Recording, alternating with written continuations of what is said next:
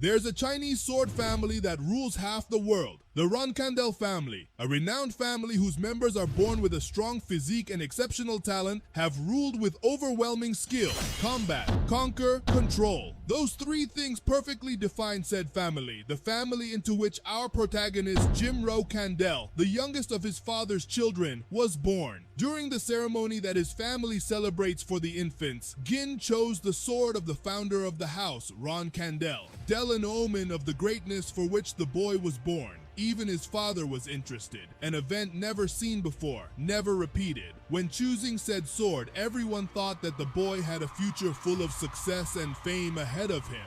But fate had other plans. Something unusual happened to the young man. That one was born without a shred of talent for the sword was the make-me-laugh among his brothers. Not even his servants respected him. The shame of Runcandel, the misfortune of the Runcandel, the greatest fool ever born in the Rucan family, of among many others nicknames. But I wish it had all been simple mockery, right? Our protagonist couldn't get away so easily. Not only did they make fun of him, your brothers also came knocking. Any attempt to defend himself only worsened all his study texts, his training tools. Everything was destroyed in front of the helpless bastard. At the end of the day, Jin ended up with his bruised body, real beatings he received the mucha.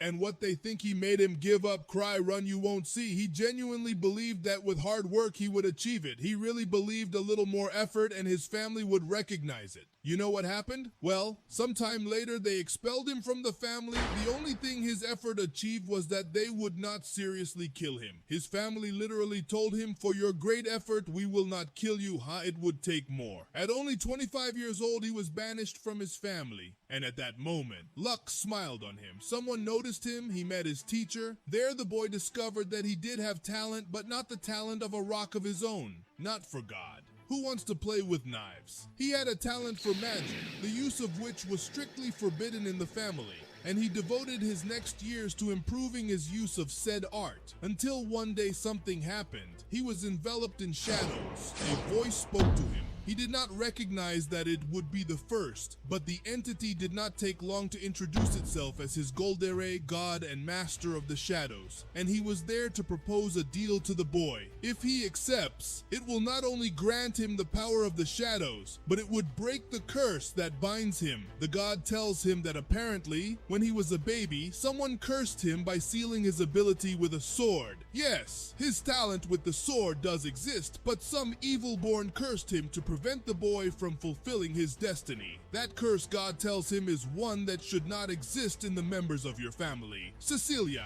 this thing caught the attention of Soldere, who did not hesitate to break the chains that tied Jeans' talent, telling him that he will be a great swordsman magic and that he will be watching him disappear. The first thing the boy did was take a sword, went out and began to check if he really had talent for his happy surprise. It was true. The god told the truth. There he was. There was his talent for swordsmanship. Not only that, does he have the ability to add mana to his weapon, the biggest trapeze in his family? Not anymore. It doesn't exist. Finally, his hard work paid off. Well, life surprises you, like a surprise life gives you in the distance. Jin was watched by men from Runcandel, who saw everything, even how the boy used magic, and can already guess what happened. The next thing the protagonist knew, he was dying. Yes, while he was sleeping, his village was attacked. People were running from side to side. His house had collapsed on him. He couldn't believe it. He touched glory, and in an instant, he was on his way to hell. Why? Did he wonder why this was happening? He was given another chance when Jin, the fool from the Runcanders, died. Well, if that were the case, we wouldn't be here, would we? Something extraordinary happened. He opened his eyes again. His hands were small. He was confused by that around him, his family at the head, the swords that determined the future of all of Runcandel, and beside him, Healy, a young servant who was always kind to him, and in the center of the Garden of Swords was Shibiken, the sword of the founder of the family, recognized him. This is the selection ceremony. He has crawled back into the past. He moved forward without hesitation, and as Jin Runcandel did so many years ago at the age of 1, he chose the barbed sword with the determination that this time would be different. Choosing the sword. The reactions of surprise, joy, and envy are not long in coming. Just as he did in his previous life, his father decides to conclude the ceremony by ordering that the youngest has moved. Storm Castle. 6 years later, a young Jin tries to hunt a book without success. It's been 6 years since he arrived at Storm Castle. According to family customs, infants remain in that place until the age of 10, but for Jin, it is extremely boring. At that, he hears the scream of a woman. When he goes, he finds Gil lying on the floor. He had been scared by a small dead bird that he found in his room. Who knows, that is not natural, and there are only 2 people in the castle who would do such a thing, just the people who arrive mocking the situation. One of them is Jin Runcandel, the 11th son of 13, and the other is Jin Runcandel, the 12th son, both 9 years old. If they are the 2 idiots who gave him real beatings in his previous life, in that same life, that pair became notorious murderers once they are standard bearers of the family, of course, but still they were not expected at the age of 9 years old. They were so cruel. They continue their taunts, asking if he is going to cry. Perhaps the next patriarch of the family is a crybaby, but Jane says nothing. Hitona says to speak louder, often holds him to hit him, but his fist was stopped. The asshole's surprised face is poetry. Jill tells him to shut the damn mouth and slaps him on the chin. Hitona was gonna complain. Jin combines right left. In the boy's face, he has told him that from now on they stay out of his way. By the time one of the guards arrives on the ground, the 2 twins were lying. Khan asks what happened. Jill tells him that the twins fought between them. The guard doesn't believe it, but little Rukan replies with a more severe voice than if he is deaf. It's like he said the twins fought between them and knocked each other out. That is the attitude expected by Khan, because after all, the boy is a Rukan from the guard plans. Carlos to the infirmary, but Jin stops him. He has other plans. He asks him to follow him because there is a place they must take them first. A while later, John had buried the poor bird, and in front of his grave, he left his 2 brothers under the intense rain that he warns him that the storm will soon become stronger. But John replies that it doesn't matter. They must learn a lesson by accepting the orders of the guard, who observes the boy while he thinks. That force he saw before was not aura. He wonders if it was mana. If that is the case, to inform the patriarch, so he asks for a horse and heads to inform him. This of course was expected and observed by Jin. He understands that this is Khan's task as a guard and observer. Of course, the power he used is not magic as such. It is the power of the shadows of the god Oldeled, proof of his bond that came with him into this life. And not only that, but it granted him immunity from the curse that was planned to be placed on him. Now what follows is important. Jen, the magician, no longer exists, but he has to be careful. He usually meets his father, to whom Khan already informed what happened, even that the youngest defeated the twins, and the way in which Jun's father did it orders Khan to prepare the standard bearers, since he will have to go visit his youngest son. A while later, all of Rokante's sons and 200 knights were ready to depart for the Castle of the Storm, all of Joan's brothers and sisters leading the march.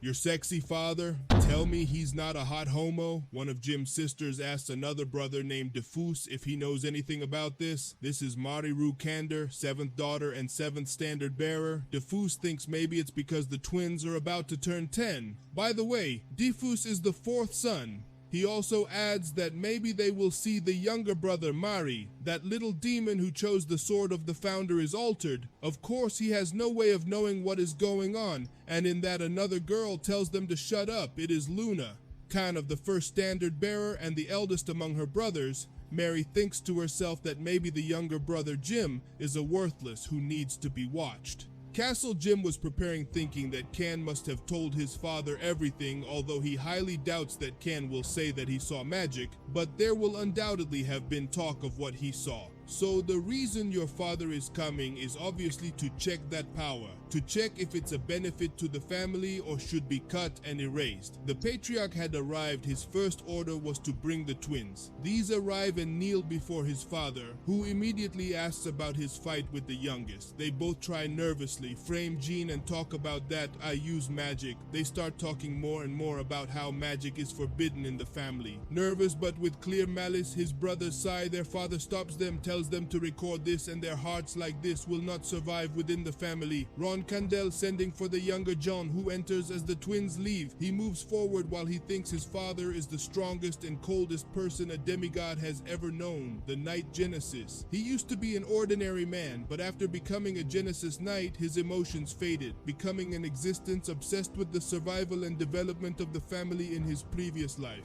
For his father, someone without talent like him didn't exist, but this time it will be different. In this life, Jin will make sure that no one can ignore him by entering the room under the watchful gaze of his brothers, kneels before his father and greets the patriarch. His father asks why he calls him patriarch and not father. Jay responds that his brothers and sisters, in addition to 200 gentlemen, came today. This visit, he concludes. It is an official visit, so he must use the official title. Giving an answer surprises his brothers. His father tells him that for today he can forget the title since his visit has nothing official, and he asks why he fought with his brothers, who gets up and how. A fist to the chest responds for revenge. If you are a dukan of him, you always return the favor. This answer pleases Marie-Jean very much, she continues. Whether a favor or a resentment, a Dukans always returns his father, who from the silence then does something he had never done before. He orders all his children and guard except the youngest to leave the room. Everyone is surprised, but they obey the order. A one-on-one talk with the patriarch is an unprecedented thing after everyone leaves. The patriarch tells him that he sent everything away because he has private questions for him. According to his brothers, he used a special power, but as you already know, Rukand of magic is prohibited, so he asks what power he has used, warning them that if it is magic, this is not going to be taken lightly. Jim smiles, begins to release the power of the shadows, says that he doesn't know for sure either. He doesn't know if it's magic or aura. He doesn't know what to call it either, so if he doesn't mind, he can name it himself. His father recognizes the power. He's like him, like the founder of the Runcandel family. His father wonders if that means that the boy is destined to be the next leader of the family, since first the sword and now the power of the founder. He says that is the power of the shadows of the god Oldere, who makes himself innocent, explaining to his father that that is the god who made a contract with the founder of the Runcandel family, Lortemar, the patron god of the Runcandel since then, of course, but after the death of the Ortemar, Soldre never contacted the family again. So far, apparently, he tries to communicate with them through Jin. The boy says he's curious about one thing between him and a god. Who's stronger, his father thinks, says he doesn't know. He's never faced a god until now, but that's a good question, one that will become a good topic of conversation, admitting it was a good idea to come see him. But he has a question for the boy. How does he plan to use his power? Who answers that for the good of the family? But his father looks at him, laughs. Doesn't he swallow that nonsense? Tell him to stop lying and tell him the truth, because if he loves so much good for the Malva family, giving him a beating to his brothers and abandoning them in the middle of a storm, who then tells the truth, will use it for himself and for him. An answer that his father does like, who as he leaves tells him that he is going to keep a close eye on him. From now on, after marches of his father, who holds himself on his knees, he just got over that. In addition, he got authorization to use his power, something that was not expected, that is. Really a completely different life. Before leaving, Mario delivers a gift to his younger brother, something that, according to her, will help him become much stronger, faster thinking yin than because he, after opening the gift to both his maid and him, is surprised because they have given him the heart of a phoenix. He thinks his sister is crazy to give that to a boy his age, explaining that Mary Runcandel is a 6-star knight, 6th imaginete of Runcandel, also known as Furious Wind, but she has another little known name, La,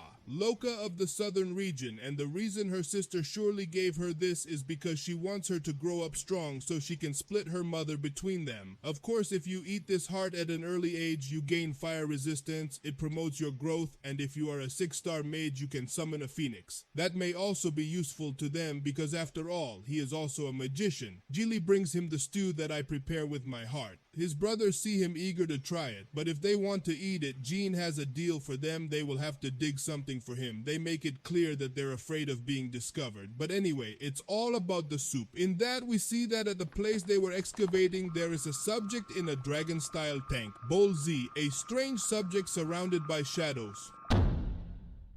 Excavating them is Self. The twins come to Jim asking for his reward. A deal is a deal. So Jim points him to the table where he left him a spoonful for every one. They bother him. but he told them from the beginning that he would give them a little, never specified how much that would be. So with no choice, Seal has to accept payment. Upon arriving at the excavation site, Jin was surprised. He thought they had done a bad job, but they actually did their part. Now the wall that one creates with star magic should be enough to break. So he launched an attack against the wall, making an entrance. He had never been able to enter that place. He comes across a door and remembers that his older brother told him that to enter, he had to say the triggering words.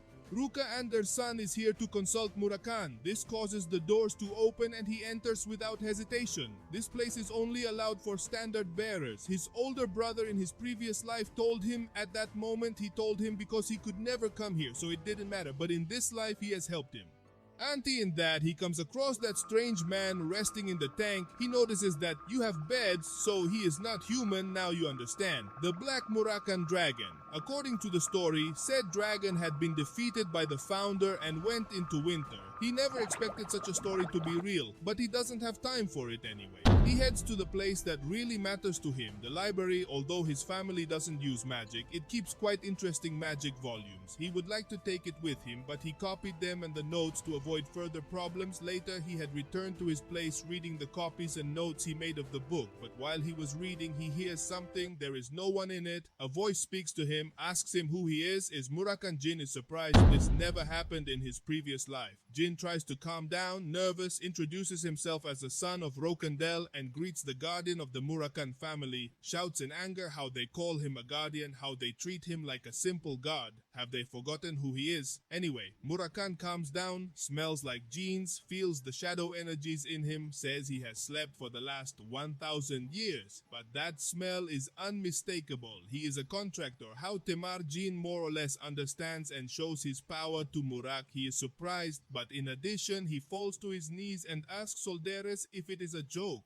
If the contractor who promised him these 1,000 years was this damn child, Murakan defeated explains it. That 1,000 years ago he made a promise to God he would operate with the person who needs it in the future. He slept for 1,000 years and the person who needs it turns out to be the Jan doesn't understand. Murakan begins to transform. He tells her that he is Murakan, Solde's representative and his friend, the last descendant of the first being created by the shadows. And starting today, he will be by his side asking him to tell him his name. Jin introduces himself to the 13th son and youngest of his family, Jin Runcandel.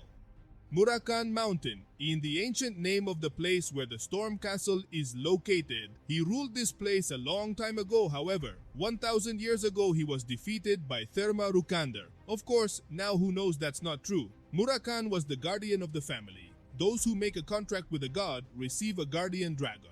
Of course, it was never known who the guardian dragon of Solderain was, therefore no one knew about Murakan, and more than this, he had fallen into a long dream. But now that he has woken up, that means that he will also obtain a Shinhan arrived at the secret library where Murakan was waiting for him. Jin kept him there, bringing him strawberry cakes that the dragon seemed to love, taking advantage of this time to ask questions. But Murakan was very ambiguous and he simply didn't remember many things until now. Jim has only learned one thing from the dragon. He loves the cakes. Murakan asks the boy who usually does in this place. Jin explains that he transcribes the texts of the books. That surprises the dragon. The boy is able to understand those books a little. Jin says not so much alone. He understands 30%. Murakan tries to keep the boy from being discouraged by saying that more than any other child at his age. But Jill replies that of course he means a normal child, but he is a rock of him. He has 2 older brothers and many superiors. If he wants to outdo those people, he's gonna have to work really hard. He asked the dragon if he were the founder, how many books he could understand compared to being stronger in history. How far away is Murakan thinks, and honestly responds that it is likely that subjects did not understand anything about those books at Jin's age. However, it doesn't mean anything. He never read those books and yet he fought better than anyone. And there is something in which both are certainly alike, their potential. Only John isn't as talented as the founder. Those words surprise the little boy, who asks if then he will never be like him. But Murakan tells him that it is not that. They're both contractors soldering Jin. Are you smart enough to read those books? Besides, he is so young, he just has to be patient and train a little harder. And he will surely be as strong as CT, maybe better than him. The protagonist asks if he is serious. Murakan, smiling, says yes. He also asks if he knows what his nickname for the sun is. Who doesn't know him? Murakan tells him that he is infinite. The power of his god has no limit. So is his potential as his contractor without limits. And not only that, Murakan is going to teach you a couple of things with his shadow power, starting with the release of shadow energy. Of course, it is a dangerous technique. Things like this will go little by little, starting with learning to free your mana. Of course, Jin already knows how to do that in his previous life. He was a magician, but come on, Murakan doesn't know, so he starts explaining to him by saying it will take 2 or 3 years, but Jong easily frees him. Quite surprising, Murakan. Not only that, the boy begins to move it from one hand to another without any difficulty, saying Murakan that he is undoubtedly a genius among geniuses. So continue to show him the shadow release technique, explaining that all the shadows in the world come from Soldere. So Soldere is the owner of all of them, and as his contractor, he can become the owner of all the shadows just like his god, a power that amazes Jing. But from there we move on to the older sister, Luna, who was informed there are only 5 more areas left to clean, but the girl was thoughtful. 5 areas is about 4 or 5 months. After that time, she will go see him, asking what might be a good gift for her younger brother. And so, half a year had passed since he met Murakan. The time had come when the twins would leave the castle. Yin had turned 9, so his little celebration was interrupted by Khan. It was his older sister, Luna Runcandel. The first sister was there visiting, which surprises both Jin and Healy. It applies to us that the first flag of the 9-star knight, the white whale Luna Runcandel, is the strongest of his brothers, without a doubt, but he has no interest in becoming leader of the family, moving away from the struggle for power. Of course, she never showed interest in her brothers, not even with him. In her previous life, she did not treat him badly, but she also did not recognize his existence, so distant she was, however. She is a sister. Today she is here, which will be what brings her. Or did he find out he went to the secret library? Gin greets her. Luna returns greetings, telling her how much she has grown. Jin apologizes. Since he is not properly dressed for the visit, he says that he is not. Such a thing for a brother's visit, asking him if he feels bad because he sees him a little out of his mind, and responds that he is a little nervous since it is the first time he has seen her so close. She understands now it's normal for her to be like this. The Runcandel brothers often bully each other. Maybe Jim thinks he's already there to keep him at bay. Thinks the girl who, after thinking about it for a while, says that perhaps she lacked some consideration. Apologizing to Zhong, he kneels and says he would like to chat privately. Jean accepts, and after being alone, she says when her father last visited him, Jean's behavior attracted the attention of all his brothers and sisters. That means one thing: the moment he leaves the castle, his brothers will come for him. She asks him not to lose happiness by getting involved in the family struggle. She hopes that he will not suffer the tradition of this family. Now Jean understands why she gave up being the matriarch of the family to maintain her happiness and also him. Because she didn't talk to him in her previous life is because it wasn't worth it, since he couldn't aspire to compete, and he tells her that she thanks him for the advice, but he does want to participate in the fight. She replies to be serious. That's hell, he knows it, but he's been through an assassination attempt before, obviously referring to his previous life and the attempted curse in this one. This surprises Luna again. She continues to explain, but she realizes that the atmosphere has changed. His sister's anger has been ignited by asking, who the hell dares to break the rules? Who? He was the one I tried to kill. Jean, nervous, says that he still doesn't know who, but he is fine. She hugs him, which surprises young Runcandel since his sister is very different from the others. Well, on other topics, she has a gift for him by giving him a necklace. She puts it on him and explains that if he breaks the blue gem on the necklace, no matter where he is, she will be teleported to him and help him in his fight, so he should always take it with him, thanking him for this gift. After that, they share a few moments, then the sister leaves. Who comes with Murakan, who asks her about the necklace. Murakan tells him that to give him something like that, they must love it very much. Since it is an artifact of the Demon King organ 1,000 years ago, many people lost their lives just to get a piece of that Demon King's equipment. Also, he asks about the person with the strong energy from before. Jim asks if he felt her. He answers yes, and she probably felt him too. Jim is worried, but Murakan reassures him, because if she gave him 3 gifts, she does not wish him harm. There is no point in him going to Audi and denouncing him to his family. As he leaves, Luna takes an oath, says that whatever it is, whatever he does, whatever he becomes, she is going to support him. who thought his time in the castle would be boring, but interesting things happened. His father's recognition, the heart of the phoenix that Mary gave him, a relationship with Luna, finding Murakan, something he couldn't have dreamed of even in his previous life. He's 10 now. He has begun his preparations to leave the castle. Meanwhile, he had some last training with Khan, who really understands why. That the patriarch has entered the younger one feels not as if he evaluates the boy, but that the boy evaluates him. After finishing, Khan talks to him. He tells him that it has been his greatest honor to train him, and that from now on he will work even harder in his training, thanking Jin. After that, the boy played with fire. He can't because he does not burn thanks to the heart of the phoenix. Even Gili is surprised. The effect of said heart is incredible, but still Jin has only absorbed half of it in 5 years. He will completely absorb it, but the important thing is Gili is going to prepare the things that are missing for the departure, since tomorrow is the day the protagonist pays a visit to Murakan, who is eager to leave the mountain. Of course, the boy wonders how he plans to get it. Murakan already has a plan for that. He will do it in such a way that no one will notice it. Of course, the important thing for Murakan is that Jim grows up and becomes a strong magical sparachin, because in the past he says this. Zoder himself told him that the Ronkan family was originally a family of magical Chinese, and the theme was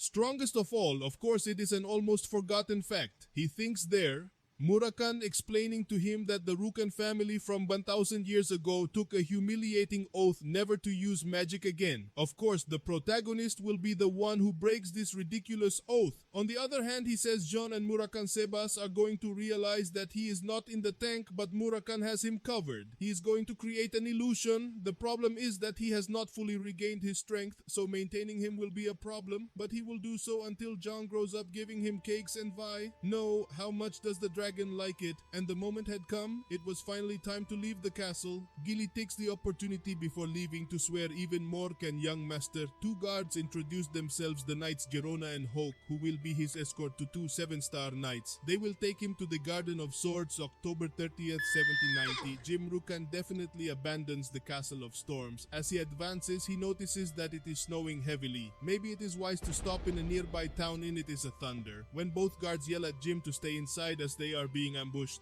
Gili covers him, but Jim realizes everything is wrong. This is a trap. Both knights must be 7 stars. Fighting them is madness if you are not stronger. So why attack them? Not only that, one of the knights should always stay next to Jin's according to the family rules. Instead, they have both abandoned him. That means they are both traitors, or at least one of them is, so he must get out of the carriage. Understanding the situation, he pulls out a claws like the dynamic needle one. Well, they are not like crazy. This one from Street Fighter, she smashes the carriage and runs out charging Jim and tells him he is heading to where both knights ran to confirm the situation, as he senses those assailants really are his. Now would be the best time to attack them, but no one does, and so they arrive at the area where a redhead orders them to find Jim Gill and recognize the person. They are the family Yuta of Magic and the mercenaries of the Black King Squadron. They are his allies. The redhead introduces himself as Mureka, captain of the Black King Squadron, and they have come to rescue him at the request of his family. Now the protagonist understands the situation. Those 2 gentlemen are not traitors but impostors. Also, they are not 7-star knights at all, since if so, they would have killed everyone a long time ago, and he orders him to give him their names and purposes. But one of them says he will never say anything to a Rocante dog from Gil Lurden to Gil, and kill one and cut off the arm of the other and bring him back alive. She launches herself and in an instant blows the mouth's head off, then cuts off the arm of the other, whom she drags by the hair towards Jin. The protagonist begins to explain to the madman that they are not very smart to kill a child. Rukanda should be at least 8 stars, but they are nothing but garbage. The guy yells at him to shut up because Rukanda's kingdom will soon fall. Jin says that that is good. It is something that he also wants, surprising everyone, but he explains that he doesn't want his family to fall. He wants the reign of Jin Runcandel to begin. The little guy that lights up looks and says, "Praise be the name of Sipel."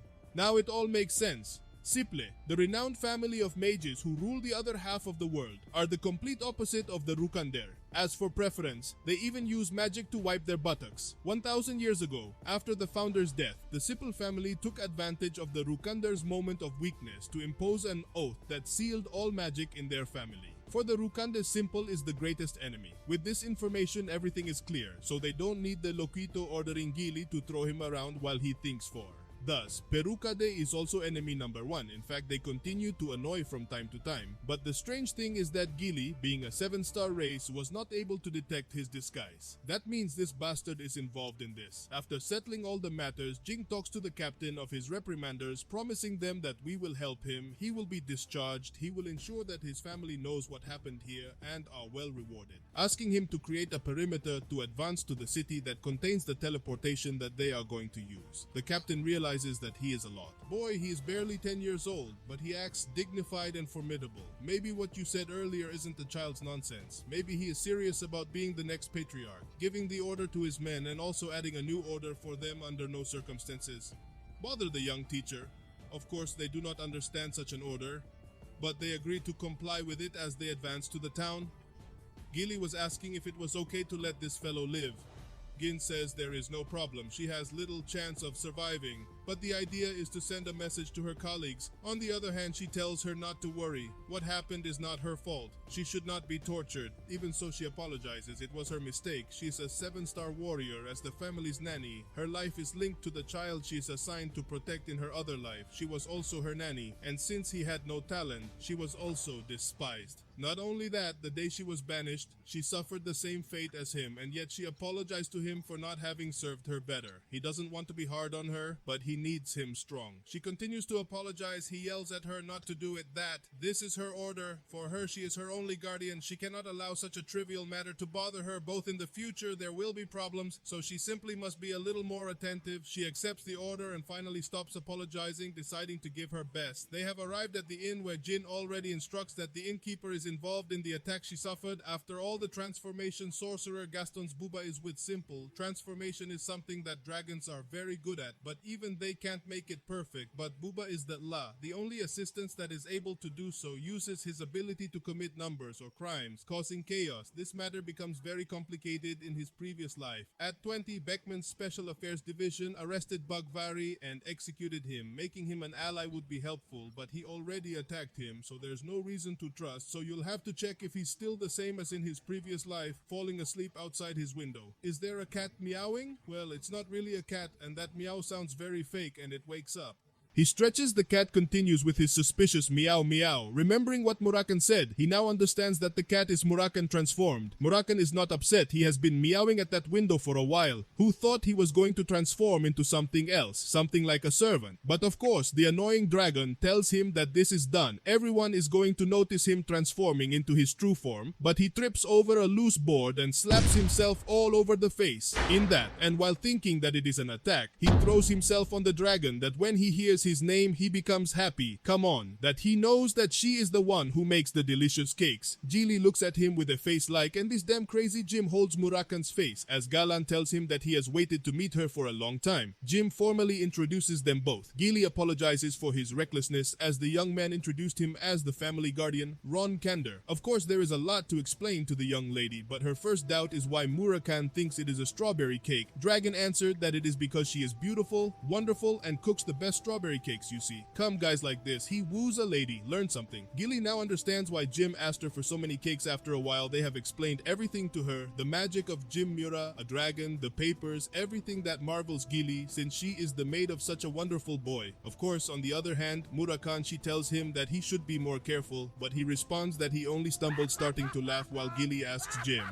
if he is really reliable. Sometime later, the time came to separate from his escort because since he had arrived at the teleportation place, Gili appreciates the work, ensuring that they will be well rewarded. The captain says it was nothing for them, it was also a good experience. He still has one question. He calls Gili by her full name, Gili McLaurin, asking why she abandoned her family to be Rucandel's nanny, since her talent was enough to secure a great position in his house. But Gili responds, mind your own business, damn gossip, and the guy apologizes because he went too far. Wow. After arriving at the teleportation building, Jin identifies himself by being taken to a big room where they must wait 2 hours until everything is ready. There, Healy confesses her worries if Murakan is discovered or if his magic is discovered, but Jin reassures her she has everything under control. Is interrupted by the arrival of some subjects. Note Golden Dragon in his uniform. He is a simple boy and 2 guards. He sits in front of Jin, who tries to recognize him quickly. The boy opens his mouth, says that he already had a feeling that he didn't want to come. Today there is a brat. Annoyed at that, Murakan approaches the boy, who recognizes that the cat is cute, tries to pet it, but is scratched by the cat. The guards were going to attack him, but the little simple Loskama says he's just a cat.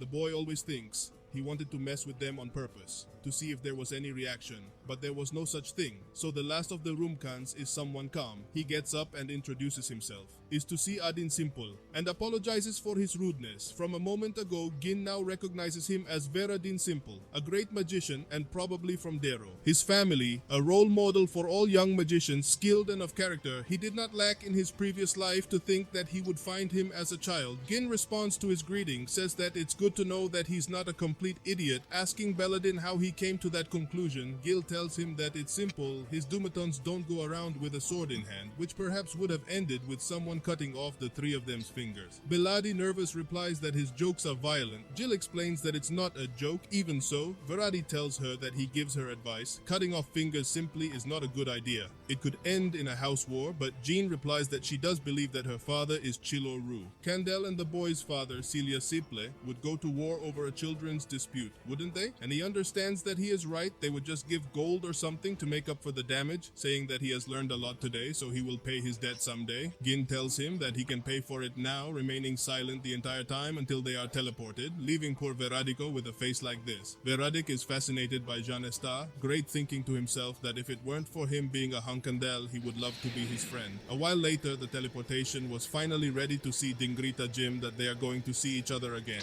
Jim agrees both are teleported and their respective locations. The protagonist has arrived at the Garden of Swords where the Keymaster Pedro was waiting for him. Pedro, P, grab your suitcase and run away, or K, doing what the song said.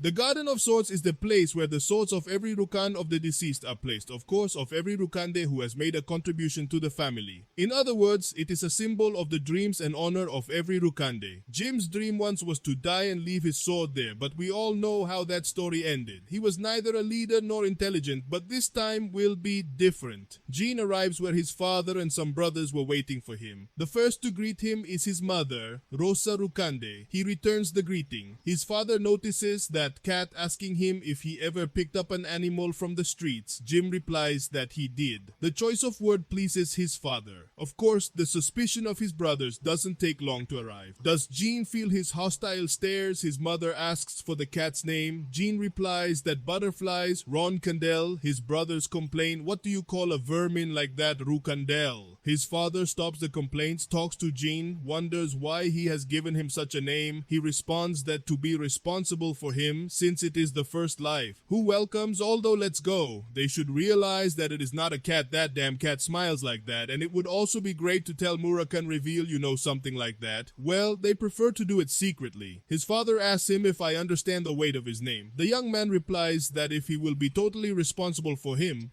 an appropriate response for his father, who accepts it, but tells him that he apparently has a talent for being enemies. Noticing his brother's gaze, Jean is happy and replies that he also has a talent for killing his enemies. This causes his father to smile from ear to ear, a fascinating response that makes his father laugh and pour out to his brothers, who will have to take care of the minor. And well, they have already accustomed us to many years passing, so after that conversation, 4 years have passed. Summer of the year, 1794. Jean is now 14 and a 2-star gentleman. A low-ranking cadet, a guy named Gueron, approaches Gin to warn him that they will stop training for an hour. Besides, he had agreed to train with Lady. So Jim will go eat first while he waits for food. A young man approaches him. It's a young man called Vale who has brought him his plate. Jim tells us that Velo is 13 years old. He is a commoner who is destined to be disqualified as a cadet and banished from House Runcandel. Well, at least in his previous life it was like that. Yes, he asks him if the food is good. Velo doesn't know what to tell him, but then he makes a speech that of course it is good and he will always be grateful to the Ruskans of I can let him eat food as delicious as that. Furthermore, Jim, who shares his meat with him, meat to eat, I say badly thought out. Jean tells him to shut up, tells him that he had already said that before. Furthermore, he adds that he must learn to keep his mouth closed, because that is precisely why others look over their shoulder. He must have more confidence, John tells the boy. But he responds that his grades are horrible. Also, his fencing is still a star. Jin explains to him that being a rock knight, Ander is anything but easy. It doesn't matter anyway his grades. He is better than most boys his age. Jin thinks he is strange. Hair is so pure, but he, after being expelled, becomes a ruthless killer dog in the service of the Empire. BM, what is it that makes it so? Of course, he was surprised to hear what he had achieved, but he became sad to learn that automation was applied. It is better this time. Not leaving him alone will help him not be disqualified. It is already a lot to live without luck and die once after this. Yin walks, his shadow energy is 2 stars, his mana is 4 stars. Your skill with the sword right now is 2 stars. If he continues to do 2 years of the 3 stars, he arrives at the place he was going to. Suai, I lie with his sister Luna, who tells him that the training will be like yesterday, but he will have to defend himself in a different way, a training he has never heard of, and focuses while Luna explains to him that he must look with the eye of the mind, be able to think in the eye of the ass, which according to her is the most important thing for a swordsman. Tells her not to open her eyes. G tells us that the mind eye is a realm that only knights of 7 stars or more can reach, but he is 2 stars. It is crazy that he wants to teach him such a technique. Also, the mind eye is channeled when using aura, but you can't use it when training with Luna, which makes it more difficult. He still decides to trust his sister's way of training. He assured that one day he will understand it like this. Time passed. That day's training was over. They both say goodbye. While Luna is thinking more than expected, he shows a higher level of concentration than he deserves. A knight of your safe level will master the technique in a few years. A few days later, the cadets had gathered at the sparring. That day is important. Many are nervous, since the results achieved there will define a large part of your grades to make a guardian knight. Also, there's news for Jin. His mother said that he defeated 10 ranks higher today. Next year could come a class or surprise news for Jin. On the other hand, Bello is once again head down. Well, the test begins, the teammates fight one against another. What they do not approve are sections and combat against the best in their class. He has already beaten 8, which was his maximum. It only needed to be 2 more. Another young woman approaches, one called Mesa, and I'm not kidding, her name is that. She launches herself at him, noticing the boy that he has become stronger, but not enough that he cannot defeat her, launching a burst of attacks, overwhelming the poor girl. Her hands tremble, but John is relentless. She continues her. But there is no truce. Cornered, the girl counterattacks, but her wooden sword is broken by John. Already points at the girl's neck, congratulating her on their encounter. She is surprised because he attacked at the same point of his sword until it broke such precision. Not for nothing is he a son of Runcandel. After this, defeating the next one was not complicated, overcoming his mother's test. Training is over, but John says that there is no one more he wants to face, calling to see him upset by the sudden request. John demands the duel because he will not survive.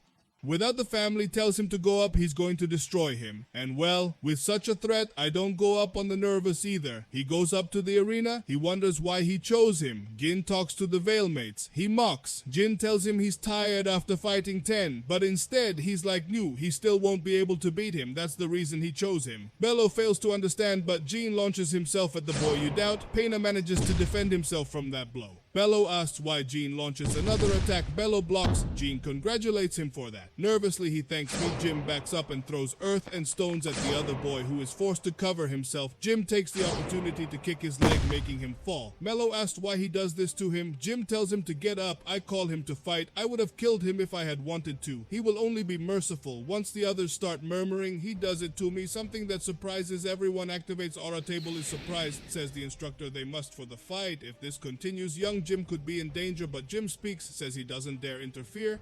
In his order, he sees him asking if that's what he wanted. Jill says yes, don't hold back. She challenges him. The boy tells him that he has made a mistake. He should have fought the first and not the last, launching himself at Jin, who barely blocks the attack. His sword was broken. He knew it was better than it looked, but he didn't expect it to be so strong. He saw many times how Bello faced others. He did not lose because he was weaker. Jin noticed that he lost because he lowered his level from his companions and consequently lost, but to think that he can use aura. At this stage, he sees, attacks him, and defends himself with his broken sword, hits so hard that Bello has a cramp. Gets distracted, which gives the protagonist the opportunity to subdue him with a wrench until Bello surrenders. Of course, the boy is not happy because Vale asks why. Because she insulted him, because she provokes him. She thought they were friends. If anything, she enjoys playing with people and tells him that what she did hurts her, but it was necessary. He is very kind. That is a quality that only the strong should possess, and he is weak. Of course, he likes him to be kind. But that way he won't be able to survive here. You must try if you want to survive. He's sorry he's been so hard, but he must be strong so he can stand up for goodness. Beside the rocks of the vale, she weeps. That's when the servants arrive with the food. They plan to return later, as the scene seems not to be the right one, but Gin tells them no, telling Velo that they will eat together.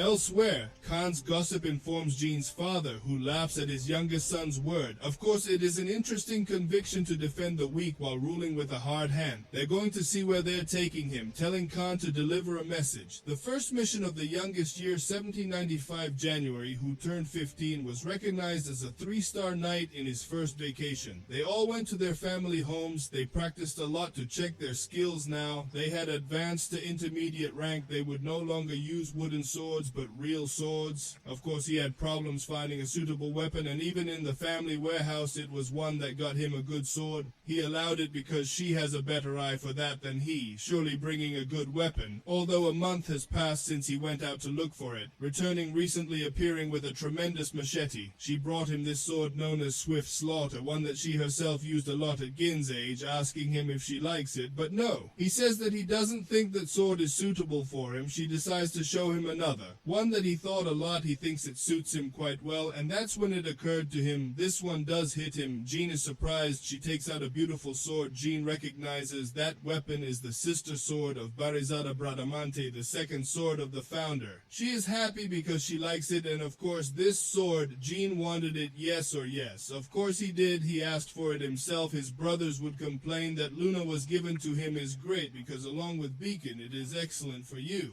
The shadow energies, Jill thanks Luna for the gift, although she expresses her concern about her other brother's envy. She's a little disappointed. It wasn't the reaction I was expecting, saying he broke her heart. That's my fault. She approaches and tells him that she will have to console his broken heart. Wait.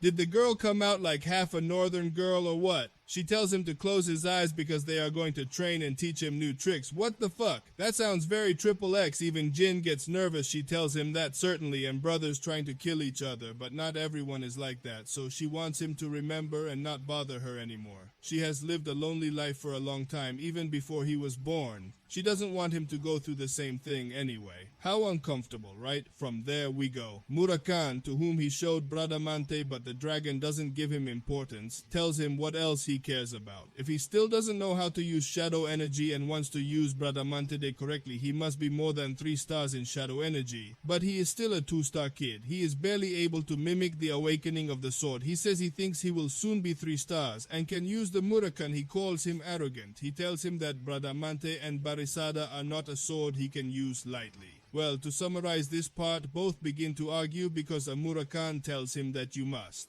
The patient and reach the appropriate level to use the swords, but Jin says that he will only need to reach the safe level to achieve it in less than 1 year. That arrogance bothers the dragon even more, who tells him that even if he wins first place in shadow energy or shadow devouring or whatever, he should listen to it. Well, he says it for his own sake, not to be so absurd. Jin tells him to take the book that Murakan likes and challenges him to repeat it. The dragon tells him to put that down. At that point, Gil arrives and interrupts the discussion. Since the intro granted what he requested, her first mission has been designated She was nervous, but she tells him not to worry and wait there for him. Along with Hurakan, the instructor informed John that he will go on a mission along with 10 basic rank cadets, will go on a search mission in the southern border region of the kingdom Jean, I don't know, a place close to the land of the beast men, and where the White Wolf tribe has their lair Jimpiesa. That is not a region for low rank cadets. It is quite a difficult mission as a first mission. Also, your team members are cadets with low average ratings. This must be.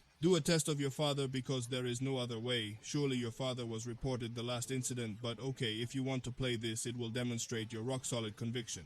3 days later, at the southern border, the objective of the mission is to find the heir of the Ville family of the kingdom, Jean Semberville. and he explains to them that they would set up a camp, and in one designated hour, each search party will send reports. This time, they will not call him Young Master, but Commander. One of the young people reports that they met someone from the Index Water Tribe, that they are peaceful, so there are no problems, but he gives him the order to leave 2 hours early in his search, because the snow is going to delay him. The rest will go to search in Zone 13. He thinks to himself, he has a bad feeling about this mission, although for now it is going well. Maybe after all, his father didn't want to try it in that one of the water tribe gives food to the group. He arrives, he is being told that he will later be paid. The protagonist thinks about how calm he is doing everything. Maybe they should not enter Beastmen territory, but at that Vero returns running. He reports that the second squad was ambushed when Jin orders everything to get ready, but he says that the squad dispersed to avoid the enemy. The attackers were not beastmen, but humans, says the young blonde.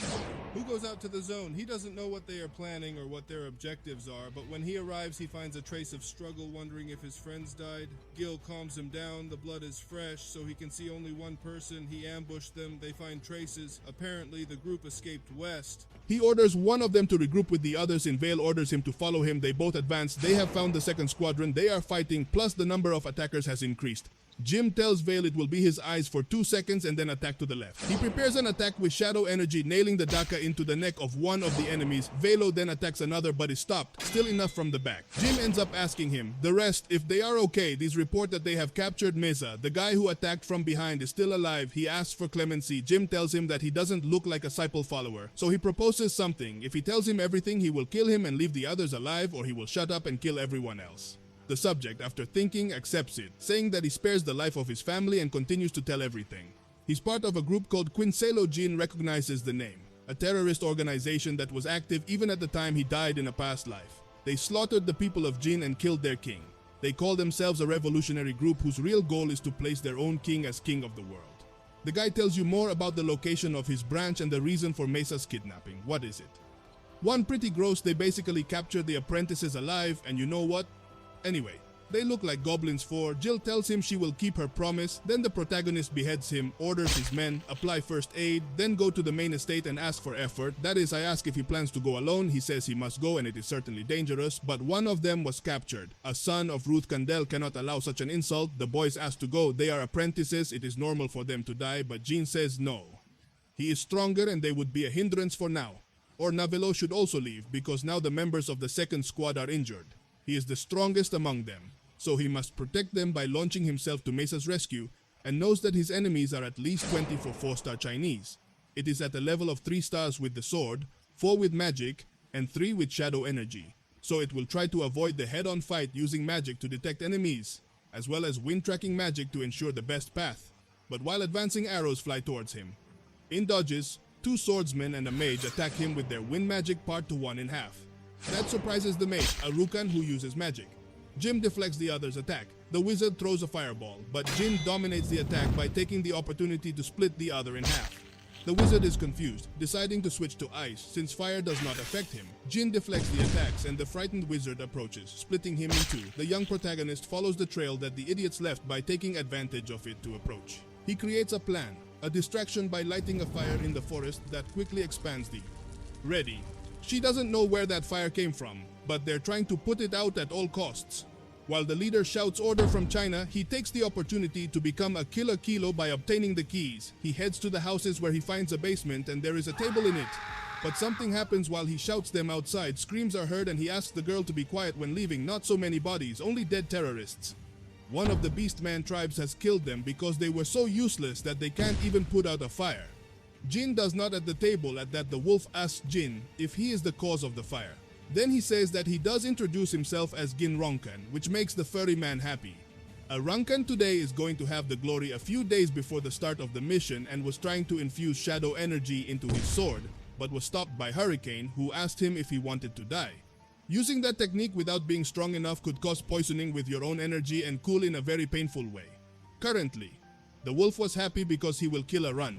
Candel will hunt valuable prey today, posing as a warrior of the Truca family to trick fuck the White Wolf tribe, a tribe born for battle and slaughter. A mature member of such a tribe is on average equivalent to a 6-star warrior. It is known that this tribe hates the Runcandel since Temari founder invited his god, the Great White Wolf. Javier or Javiere, I think his name would be Javier because Javier doesn't hit a wolf, and well, Temar invited him and killed him. Escaping is not possible. Is the wolf. I swear they will offer him Javier in the afternoon.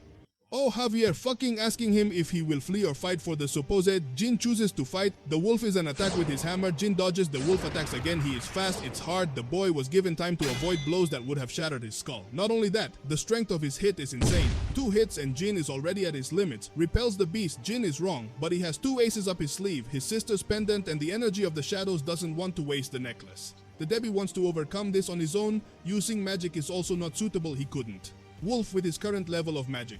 Besides, if you send someone from the clan, then they can investigate the traces of magic.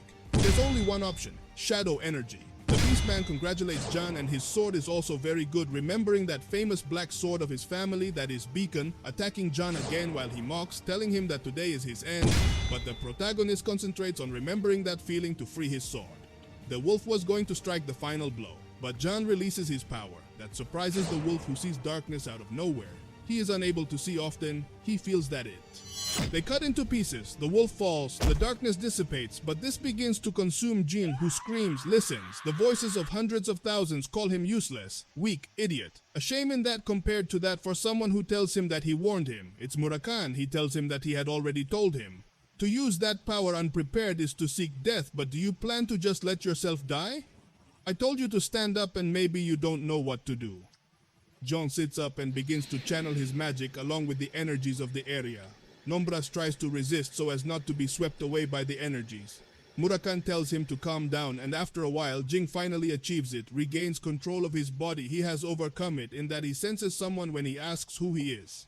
Look, a scared young man is the young man who wanted to find Semberville, who introduces himself, and that makes the boy very happy, since he is a Dukan from the protagonist. He decides to set off, but the prince asks him how he was captured. He tells her that his beloved died 2 years ago. Even so, recently her voice, her hair, her smell, even lunar on the wrist of her hand, everything was her for sure. They won't believe her, but Jim knows what it's about. It's the work of that damn Boobere, and they surely kidnapped the young man for money, wondering if there was any connection between the terrorists and Bubare, but it's the second time he had been involved with that guy, so he will have to meet him. Well, Jim takes the prince to his place and returns safely to Gili. I wanted to go rest, but it wasn't going to be that easy. Murakan expected him. Gin happily tries to greet him, but Murakan bites him, so Gin crashes him into the wall. Author's note, please don't do it to your animals.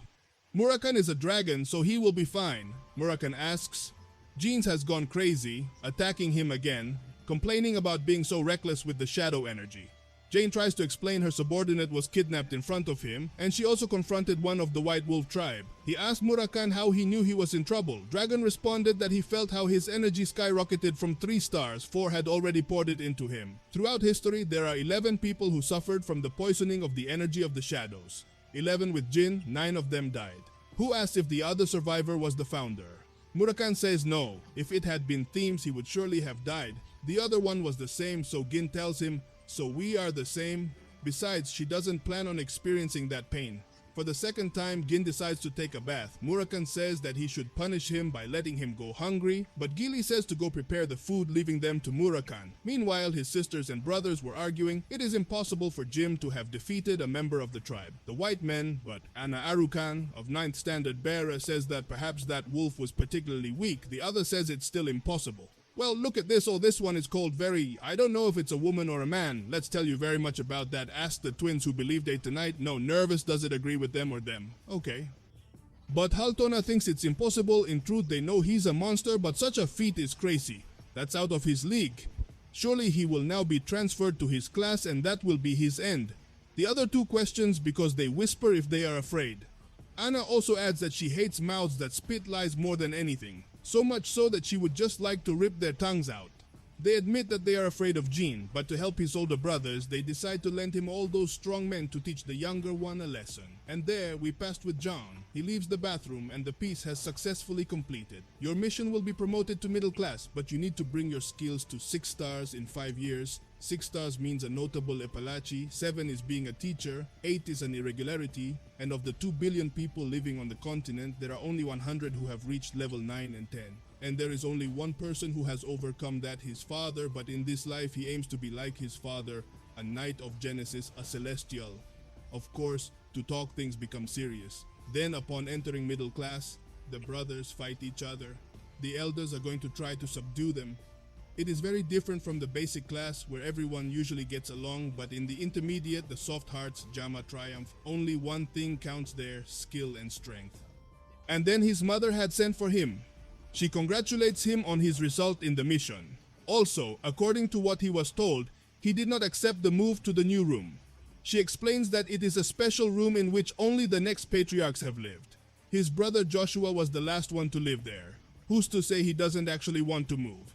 She asks why. He tells her that a room is just a room and that is a very big and extravagant one for him. She accepts her decision and is left wondering if her son feels no greed or is very greedy. What it offers you is a room. It guarantees not only comfort but also support. However, it is also true that they will become the target of those who never received it, so he realized that he was proving it and informs his group that from tomorrow they will all be part of the middle class and can be involved in factional fighting. But they mustn't be too scared. He does not plan to let them go through darkness. He must never move alone and must go in groups of 3 and 3 with them accepting orders. In that, the instructor rocks the 8-star knight brother. Jim's father informed everyone. There are 10 new rookies and 27 standard bearers. Some people are more than 10 years old in that class. He warns them that he is only going to teach them fencing. He is not going to get into trouble. So they will have to deal with their troubles themselves. Everything is allowed except murder by shouting at the veterans to say the class phrase, which is the weak are not needed in Rukand, in which they repeat over and over out loud, too loud for Jim, who knows they are just trying to intimidate them. He also notices that his brothers Dayton and Jayton are accompanied by people who seem to have a lot of experience. Who decides to approach them? His attempt at intimidation works for him, Mother Hayton, and this does not make him nervous because he approaches. While he does it, draws and cuts off the arm of that guy. The guy screams and starts. It is not he who should receive the bullying. It will be them, ordering them to call a doctor. His brothers yell at him, but he ignores them and asks for the apprentice's name, which answers Cayenne Hangin. Romero asks if he knows why he cut off his arm. His brother points a sword at him, asks him why he ignores him. John warns him that he is talking after he is done. He will accept his duel, and those other brother calls him a rat for stabbing his apprentice, quickly covers his mouth, understanding what he has said. He has screwed up big. John smiles. His apprentice said, "Is he part of your faction?" He looks at him bloodthirsty, says John. The rest is surprised, wondering if this is perhaps a battle of hierarchy. The old man smiles. The twins have received a hard blow from the miner. They tried to scare him, but he acted, and they also revealed that Kajin is part of his faction. So now this has become a battle of hierarchy to an old tradition. Runcandel, a bold act. Jin screams at the top of his lungs, says they can go for him if they want to attack him by surprise if they dare. However, if they show the slightest hostility towards him, he will respond and will not hesitate to cut them off. In that, the old man speaks to him. He asked him if he thinks he can do whatever he wants in front of him. Jin says yes by asking the old man why. Jin replies, why is he not fighting the twins but himself? That causes the old man. Ask for a proper explanation or it will cut you off in the head, and so much for the summary. Well, look, we are going to summarize 3 more chapters for more pleasure.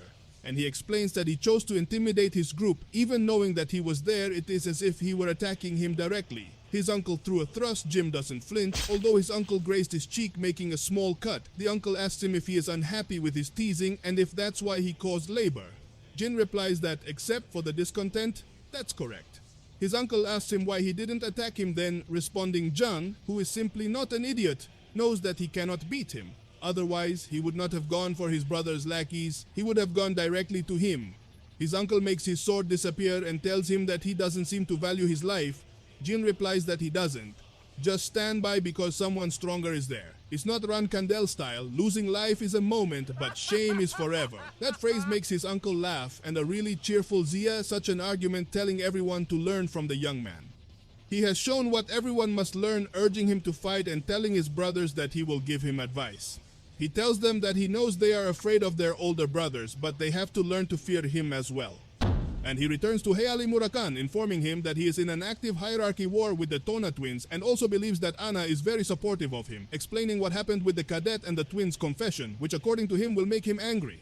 His brothers, since it is a monumental step on their part. Besides, those two won't have very strong people with them, since they usually have weak subordinates in order to intimidate them. Healy worries about him, but Jean reassures her. She has everything under control. Besides, he had already struck the first blow by sabotaging his brother's attempt to bother him. They won't be able to do much beyond trying to mess with the formation of their group. On the other hand, in the solo missions, he will be able to use all his power, so there is no mess, and there we move on to a workout where the twins are shown, highly beaten obviously by their brothers and the shit they committed. His uncle explains to them what they would do next. Well, look, that man spends half a chapter talking about why it is to be a rocante. He is very fascinating, and that they rock this and that they have to be peeled off, and that they are very special, handsome, powerful, amazing, very beautiful they are.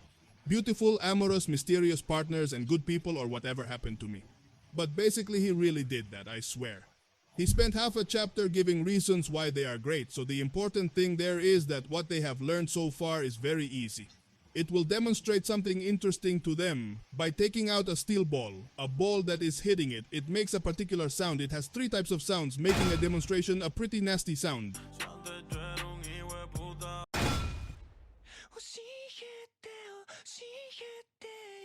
Depending on how the blows will make a type of sound, Jin understands this is a training that involves the rock making a beautiful trained sound without its precision and strength to use the sword. But now the last sound launches a great attack. Jim shouts to his brothers that the ground, when the rock breaks, it explodes. Uncle congratulates Jin on having first-rate instincts, explaining that hitting her very hard, Lara explodes, and that's what they need to know, so train. Your uncle tells them that's the first thing to come out of this unscathed after Luna. For him, this is like a rite of initiation, isn't it? You never thought I'd have other kids that come out unscathed? Jim asks how Luna escaped, answering that one was also surprised she didn't escape. The crazy woman was just so strong that the explosion did nothing to her. The starter training will have to get beautiful sounds out of that thing or they won't be able to leave. From there, we moved on to Luna, who was talking to her nanny. She had been investigating the assassination attempt Jim told her about 5 years ago. It's strange that they haven't found anything with the nanny thinking about the possibility that it was a lie or an exaggeration. Luna says it is possible, but the environment. His way of acting at that time was very cautious, as if he feared for his life. The babysitter thinks that maybe Anna and Mui are involved, seeing how they are trying to keep him at bay now by asking Luna to investigate them both.